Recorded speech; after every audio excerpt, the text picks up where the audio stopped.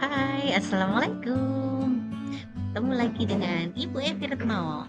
Kali ini kita membahas tentang surat dinas dan surat pribadi.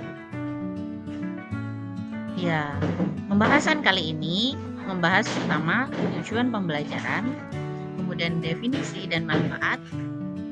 Yang ketiga adalah contoh, selanjutnya struktur, kaidah kebahasaan dan langkah atau cara menulis surat. Pertama, terkait tujuan pembelajaran, ya kita akan belajar bagaimana itu definisi surat dinas dan surat pribadi. Jadi peserta didik dapat menjelaskan dan melihat contoh surat dinas serta surat pribadi. Kemudian tujuan kedua adalah perbedaan surat. Nah, peserta didik ya mampu memahami perbedaan surat dinas dan surat pribadi secara jelas. Kemudian tujuan ketiga adalah peserta didik dapat mengenali dan mampu mengenali struktur dan aturan bahasa masing-masing dari suratnya. Kita lanjut. Nah, definisi dan manfaat surat. Surat dinas disebut juga surat resmi, yaitu untuk komunikasi formal. Contohnya adalah undangan rapat. Kemudian ada pemberitahuan sekolah. Nah, manfaatnya apa? Yaitu untuk dokumentasi dan arsip penting. Karena biasanya surat dinas itu memang menjadi arsip penting dalam suatu instansi atau lembaga. Kemudian definisi surat pribadi yaitu surat informal untuk komunikasi akrab seperti kita chat dengan teman di WhatsApp, Instagram atau medsos yang lain. Nah, sekarang itu ada, tapi kan ada kaidah yang harus meskipun maksudnya chat, WA atau di medsos kita juga harus sopan dengan orang lain. Nah, contohnya ada di surat untuk teman atau keluarga. Ini maksudnya chat ya, yang biasa kita kenal sekarang. Nah, manfaatnya apa? Yaitu mempererat hubungan dan mengekspresikan diri. Oke, ini contoh surat dinas ya, yaitu contoh surat izin tidak masuk sekolah. Itu dipakai biasanya kalau siswa sakit itu kan ke dokter. Nah, dokter yang akan menuliskan itu. Jadi semuanya lengkap, dia sakit apa, kemudian butuh istirahat berapa hari, itu adalah contoh surat dinas juga. Kemudian struktur surat dinas itu ada kepala surat dan nomor surat, perihal, isi penutup dan tanda tangan.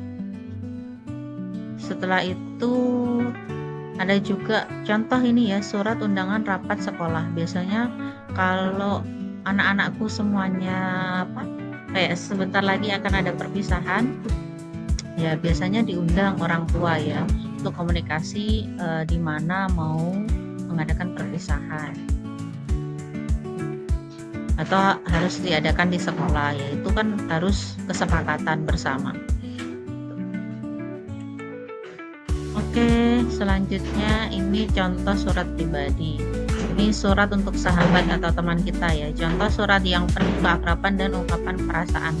Jadi seperti chat kita kan biasa curhat dan sebagainya. Ya, itu termasuk contoh surat pribadi. Nah, struktur surat pribadi sendiri ada tanggal, pasti ya kalau di chat itu tertera sendiri tanggal, lalu salam pembuka seperti assalamualaikum, ya selamat pagi, ya. Kemudian isi suratnya apa dan salam penutupnya bisa wassalamualaikum warahmatullahi wabarakatuh, dan diakhiri dengan nama pengirim. Nih. Kemudian ada contoh surat ucapan selamat ulang tahun. Ini surat penuh harapan dan doa untuk sahabat tercinta. Ini bisa ya. Tapi lebih diekspresikan adalah surat pribadi itu yang sekarang kita kenal dengan chat di WA, Instagram, Facebook, TikTok dan yang lainnya seperti itu. Yang penting ketika kita mengirim chat alias surat pribadi ini, kita tetap melakukannya dengan sopan gitu ya. Ya, ini lebih jelasnya tentang struktur surat dinas. Dia pasti punya kop di atas surat itu ada namanya kop surat atau disebut juga dengan kepala surat. Kemudian di kepala surat itu terdiri atas nama instansi, alamat, dan logo resmi. Kemudian di bawahnya lagi ada nomor dan tanggal. Kemudian ada nomor suratnya pastinya ya. Ini surat dinas harus pakai nomor surat karena dia diarsipkan. Kemudian kapan tanggal penulisannya dan perihal apa surat tersebut. Kemudian isinya apa ya, dan penutup. Salam pembuka isi surat yang terstruktur, salam penutup, dan tanda tangan pejabat. Ini harus terstruktur semua karena ini adalah surat dinas alias surat resmi yang dikeluarkan oleh lembaga resmi ya.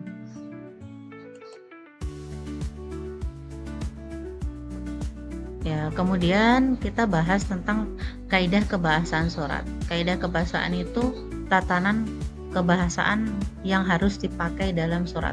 Kalau surat dinas biasanya menggunakan bahasa formal, baku, dan lugas. Nggak boleh itu berbelit-belit, rumit tuh nggak boleh. Jadi apa maunya langsung to the point seperti itu. Ya, pada intinya apa. Kemudian penggunaan sapaan resmi seperti bapak, ibu, atau saudara itu boleh ya. Kemudian sesuai EYD. EYD itu ejaan yang disempurnakan ya, dan tata bahasa Indonesia yang baik dan benar.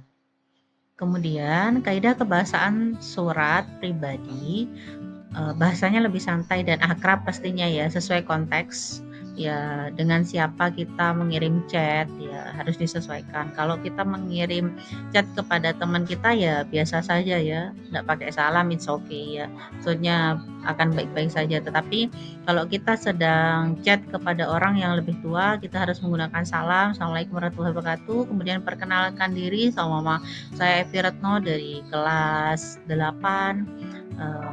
Saya ingin bertanya Bu tentang ujian besok ya, itu bagaimana teknisnya, seperti itu. Terima kasih, semoga hari-hari Ibu menyenangkan ya. Tutup, wassalamualaikum warahmatullahi wabarakatuh ya. Maksudnya harus lebih sopan meskipun itu chat pribadi ya. Kemudian bahasa sehari-hari yang sopan ya, ekspresif dan penuh kehangatan. Mungkin kalau chat bisa pakai emoticon seperti itu ya. Oke. Kemudian yang terakhir adalah langkah menulis surat. Nah, surat dinas, langkah-langkahnya tetap rencanakan isi, buat draftnya atau konsepnya, kemudian revisi dan finalisasi surat resmi ya. Yang kedua, mengenai penulisan surat pribadi, ini tentukan tujuannya ya, untuk siapa. Kan pasti nomornya ke siapa nih saya kirim chat, itu kan pasti dipilih. Kemudian pilih kata yang tepat dan jaga kesopanan, yang seperti saya bilang di awal ya, saya jelaskan meskipun chat ya lewat WA atau medsos ya, kita tetap harus menjaga kesopanan.